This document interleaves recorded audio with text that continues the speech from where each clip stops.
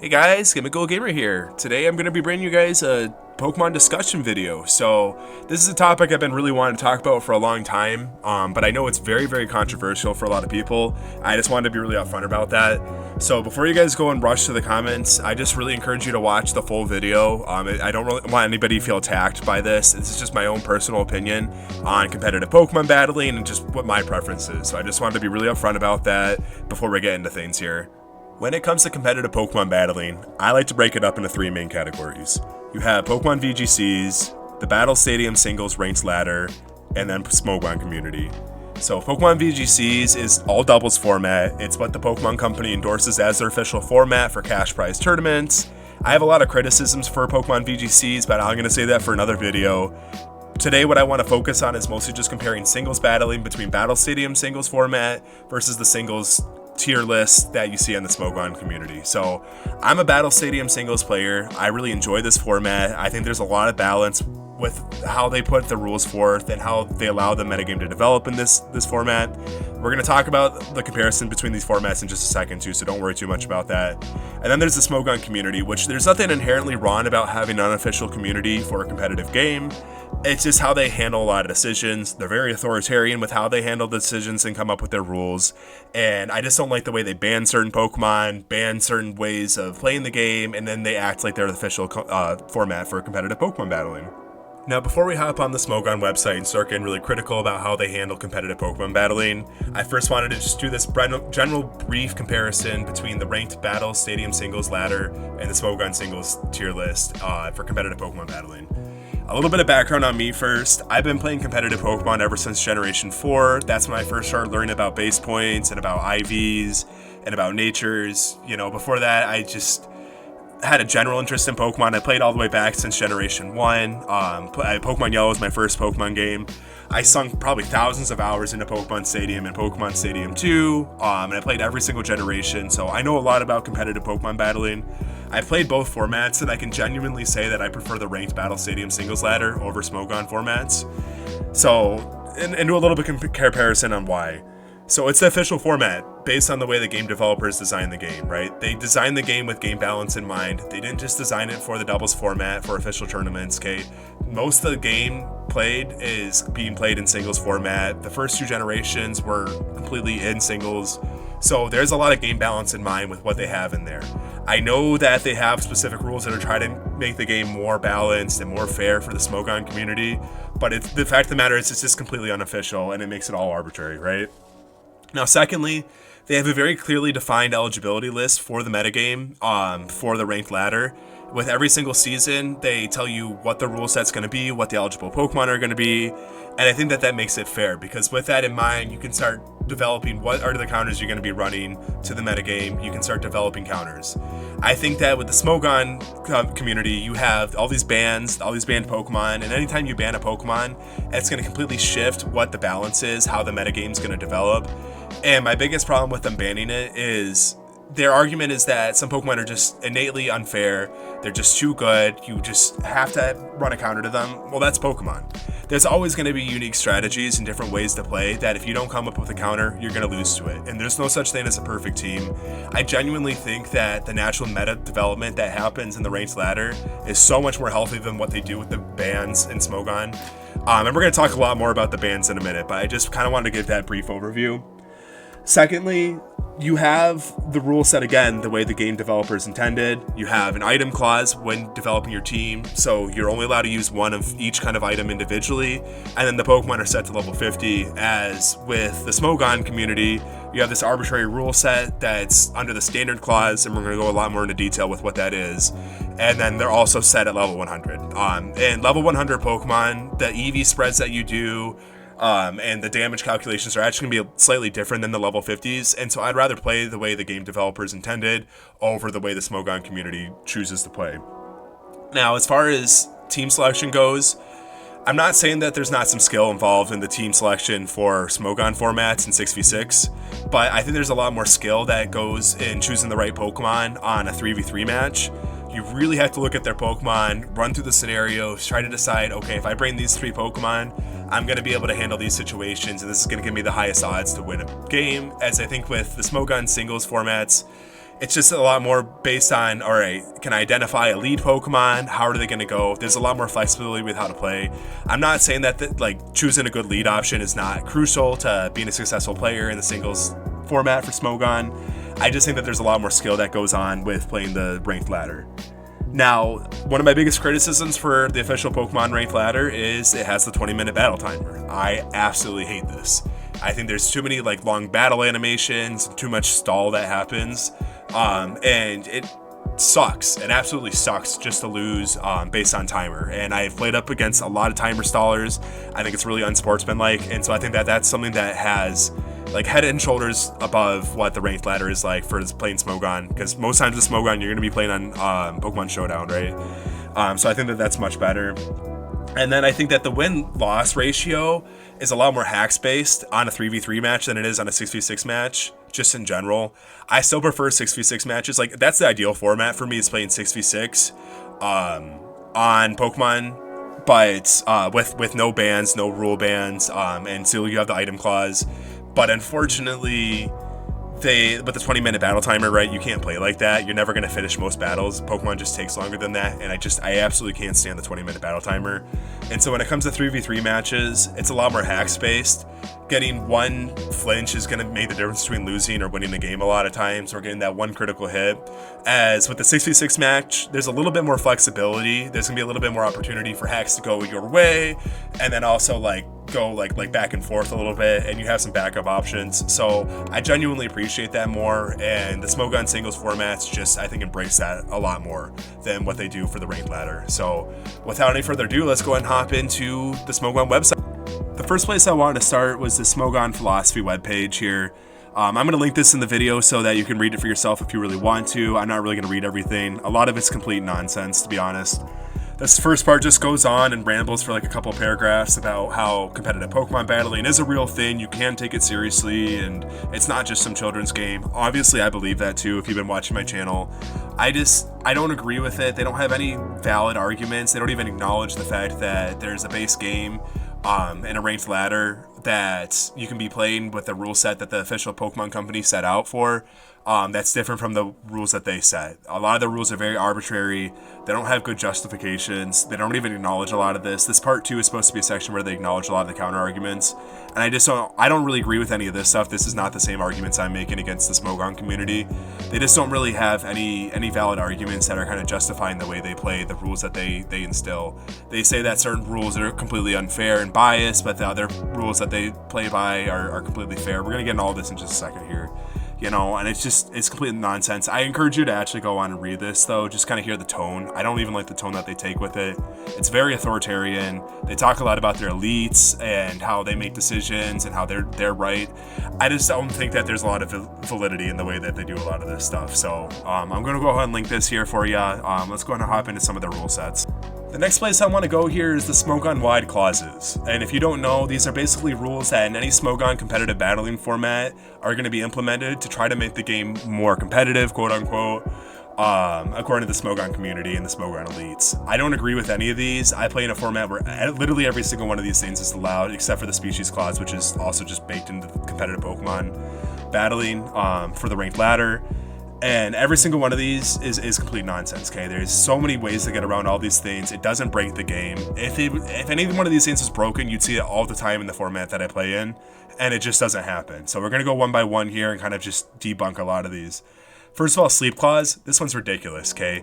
If you don't know what this is, it's basically if you already have a Pokemon that's put to sleep by the opponent, then if they switch that Pokemon out and you have a Pokemon that's asleep in the back, now you can't put to sleep any of the other Pokemon on their team, and it's just going to make that sleeping move fail. So if you use Spore on their opposing Pokemon, they switch it out, now Spore is just going to fail every single time.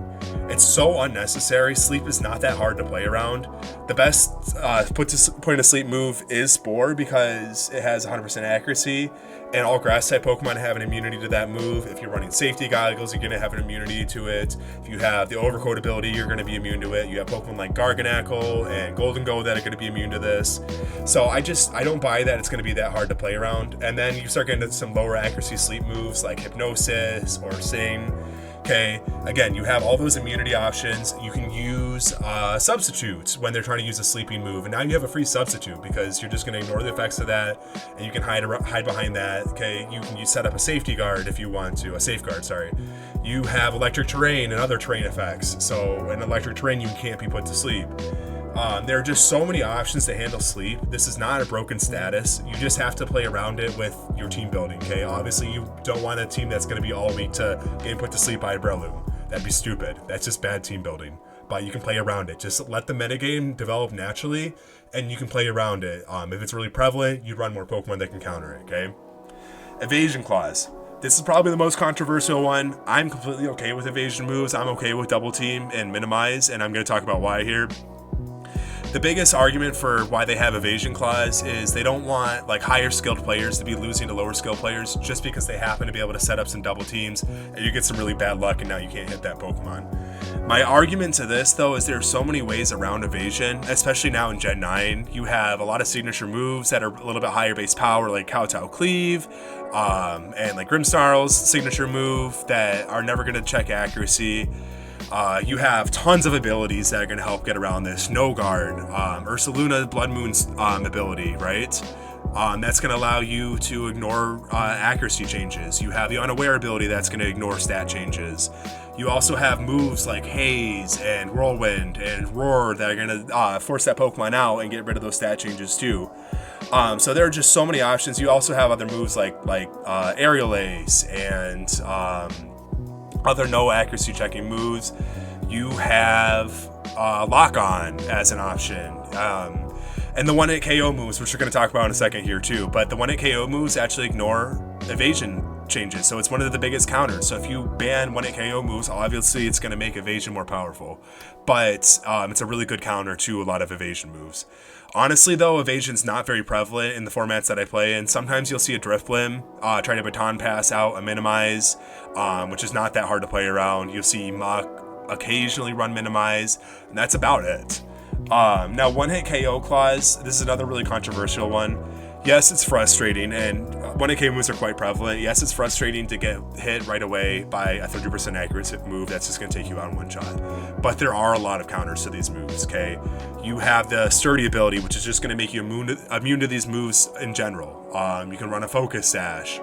You have the ability to use Substitute, which is a huge counter to 1-hit KO moves, okay? 1-hit KO moves are super prevalent in the first couple of battle seasons with Dondozo and Garganacl running Fissure. You also saw a lot with King Gambit running the Guillotine. But if you set up a substitute, odds are they're going to miss. And even if they land, okay, they break a substitute, so what? You set up another substitute, and now you can hide behind that, and you can play from there. So there are a lot of really easy ways to counter 1-hit KO moves that I just don't think they're super broken. I actually think they bring a lot of balance into the game from really hard setup Pokemon. And they're really good against evasion Pokemon too. So I genuinely don't think it's broken. People have been running them ever since the start of Scarlet and Violet battle seasons, and they don't do a whole lot. Okay, they're prevalent, they have their usage, but they're not broken. I don't think that any Pokemon necessarily abuses it.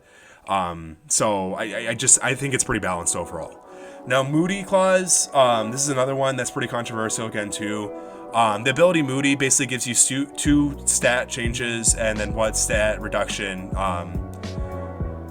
every turn, so that could snowball and get out of control. If you get the right stat changes, then you could be really hard to go up against. But when you look at the Pokemon that get access to Moody, it's not broken, okay? Smeargle, Scovillain, Gallade, sorry. I mean, these Pokemon are not very good already. And even if they happen to get some stat changes, again, you have all these other counters. You have Unaware as an ability to ignore those stat changes. You have Haze, you have Whirlwind, you have Roar, you have Dragon Tail. So I don't think these things get too far out of control. You also have a Mirror Herb now. And again, those Pokemon that run this ability is not very good. So if it was so meta-defying, you'd see Pokemon running Moody everywhere in the ranked ladder, and it just doesn't happen. Every once in a while, you see somebody trying to run a gimmick with one, and maybe it works out for them if you kind of underestimate it, but it's not this broken thing. I think there's a lot more strategies in Pokemon right now that are way more broken than having the Moody ability. Even if you happen to get the right stat changes, it's not broken. So I genuinely do not agree with the Moody clause. Endless battle clause is really good. That just kind of prevents like endless battles with Lepa Berry and stuff like that. That's fine. That's what the battle timer's for, so I'm not even getting into that. And then Swagger clause. Swagger's so stupid. I mean, like, Swagger's not even a good move. They reduce the effectiveness of confusion from being able to hit yourself 50% of the time if you don't switch out down to 30%. And then Swagger's only a 90% accurate move.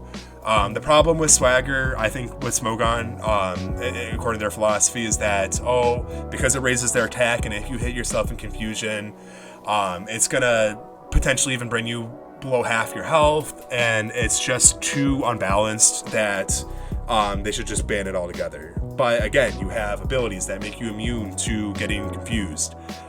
You have the ability to use Substitute. You have Taunt. You have so many options. You can switch out of Confusion. And it's only 90% accuracy move. Like, I think Confuser is a lot better than Swagger is.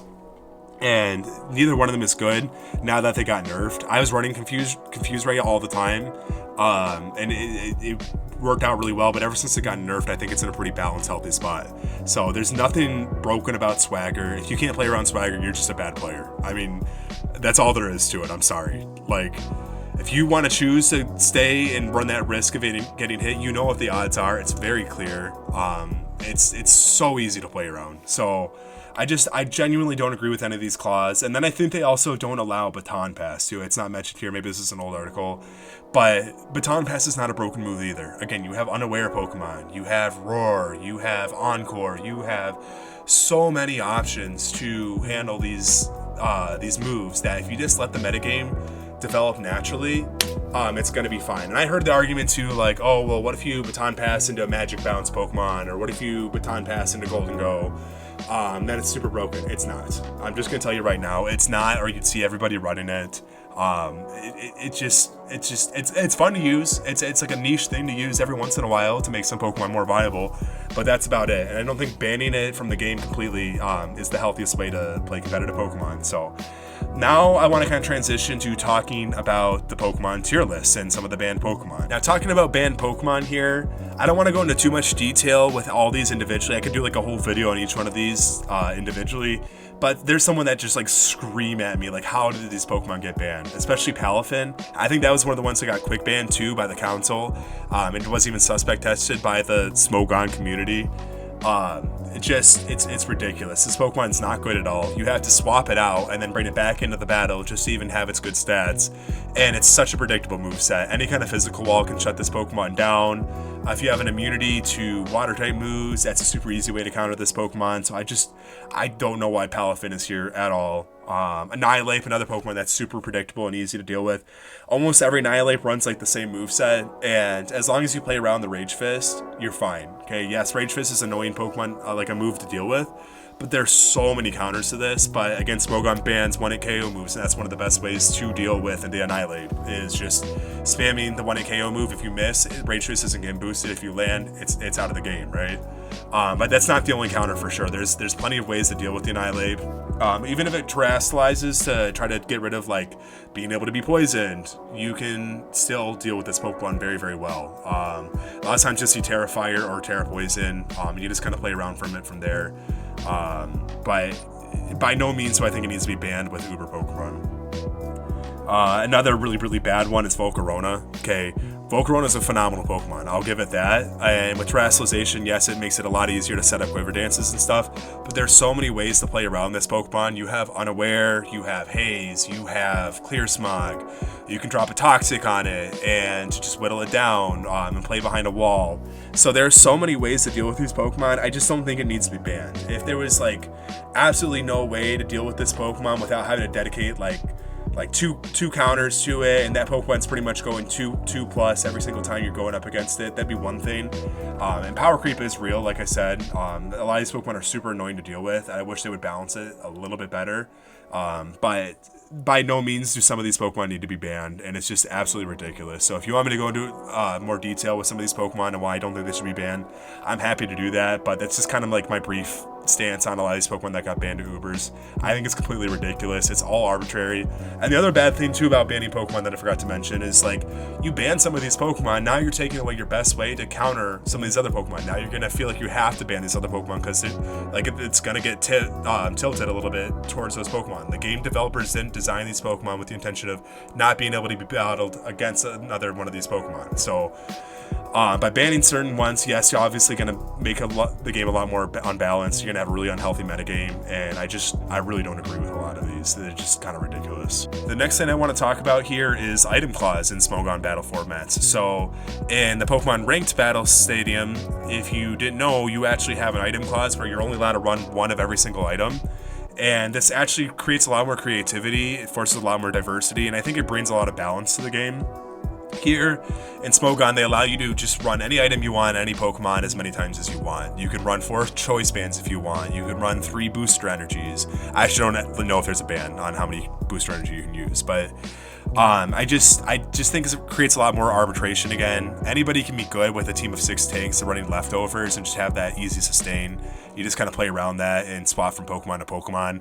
It doesn't make a good, skillful Pokemon battler, in my opinion. I really like the balance that you get from having to think more critically about which Pokemon do I want to use my leftovers on? Which Pokemon do I want to run a Focus Sash on? How do I want to set this team up to be optimized with the items and still have really good balanced team overall? So it's not a huge one for me, but it blows my mind that they want to ban as many moves as they do. They want to ban certain Pokemon, but they allow you to run any item you want, any Pokemon. It just doesn't seem fair. Again, it's so arbitrary. The rules that they run are so arbitrary.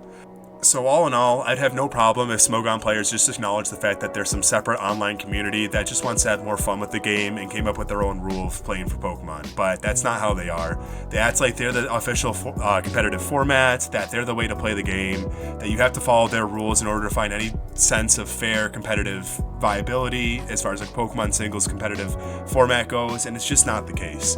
I really enjoy the competitive battle stadium singles format. Regulation E is a lot of fun, even with all the power creep. I think there's a lot of balance in it. There's a lot of ways to handle a lot of the different Pokemon that they allow you to use, and with the item clause too, it just forces you to have to be more creative with the teams that you play, and I just have more fun with it. So unfortunately, I think a lot of people that get introduced to competitive Pokemon get introduced from the lens of Smogon, that this is the way to play, that these other things are unfair, but it's all arbitrary. And I hope that by watching this video, you guys realize that too. Let me know what you think though in the comments. Let me know if you disagree with anything that I've said in this video. And without any further ado, this is Gimmickle Gamer out.